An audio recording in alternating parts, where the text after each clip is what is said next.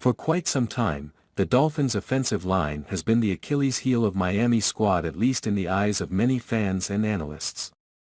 However, would you be surprised to know that the Dolphins only gave up a total of 35 sacks in 2022, tied for the 9th fewest in the National Football League alongside the Las Vegas Raiders? Sure, you can point to quarterback Tua Tagovailoa's ability to move within the pocket in order to evade opposing pass rushers, combined with his quick processing ability and his propensity to get rid of the ball at such a fast rate as reasons for why Miami's sacks allowed number was relatively low, but if that remains the case in 2023, then Tagovailoa, when healthy, will once again be able to mitigate the negative impact Miami offensive line could have on any given game.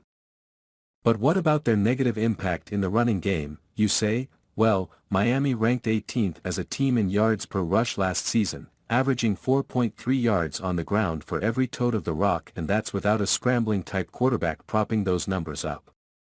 The Chicago Bears, Buffalo Bills, and Baltimore Ravens ranked 1, 2 and 3 in that department, largely due to the high yards per carry marks from their starting quarterbacks, who all love to use their legs as effective weapons for their respective offenses. Sure, the 18th ranked rushing attack according to this metric isn't something to write home about, but it isn't as bad as some people would have you believe. So, what if Miami offensive line takes a step forward? According to Mike McDaniel and other Dolphins coaches, Liam Eichenberg and Austin Jackson, the two linemen Miami fans are most worried about, were each trending upwards last season before their injuries.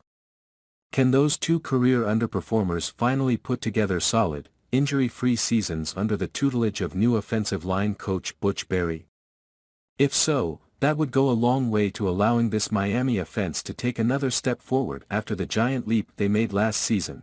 Regardless of how you feel about the Dolphins' starting offensive line, their depth did get better with the signings of veteran players from around the league. Former first-round tackles Isaiah Wynn and Cedric Ogbuehi were brought in to compete for starting roles.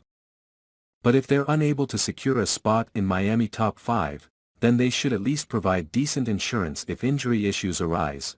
Dan Feeney, a capable backup at multiple spots along the interior of the offensive line, will provide that same insurance at the guard and center positions. Did Miami offensive line get remarkably better this offseason?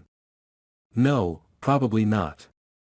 But do they find themselves in a more capable position to handle inevitable absences when they're faced with them throughout the season?